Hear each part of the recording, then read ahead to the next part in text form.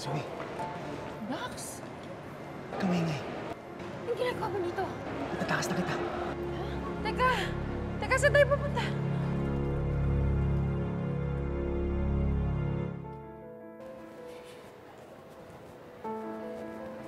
Ay, baka may gusto pa palang pabili si Zoe. Tanungin ko nga siya.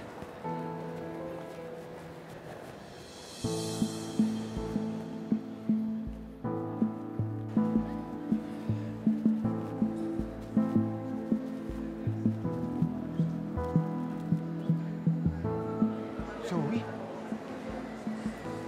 Zoe?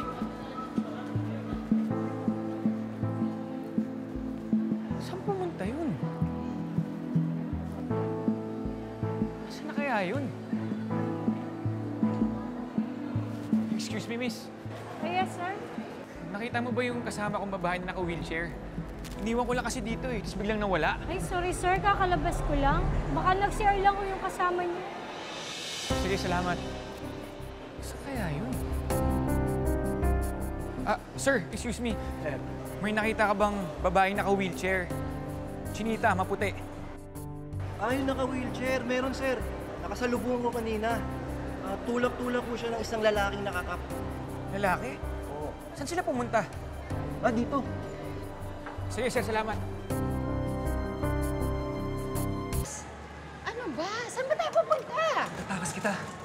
Sandali! Sandali nga!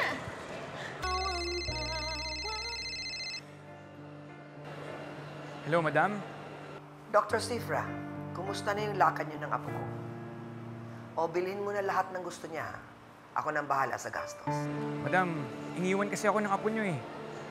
I left her in a wheelchair kasi masakit daw yung likuran niya. Pero pagbalik ko, bigla na lang siyang nawala. Bakit? Nag-away na naman ba kayo? Hindi kami nag-away. Ang sabi nung nakita sa kanya, sumama daw sa isang lalaki. Lalaki? Dr. Sifra, hanapin mo yung apo ko. Baka kung sino yung lalaki niya. Okay, madam.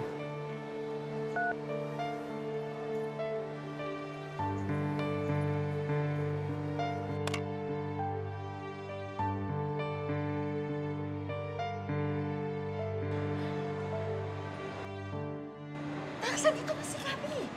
Sige na, kailangan mo na umalis. Sige, alis na ako. Pero makita tayo mamaya. Anong magkita mamaya? Sa bus station malapit sa Apex. Maghihintay ako.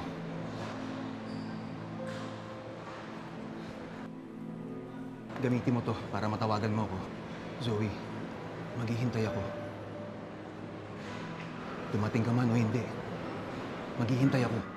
Sige, salamat ah.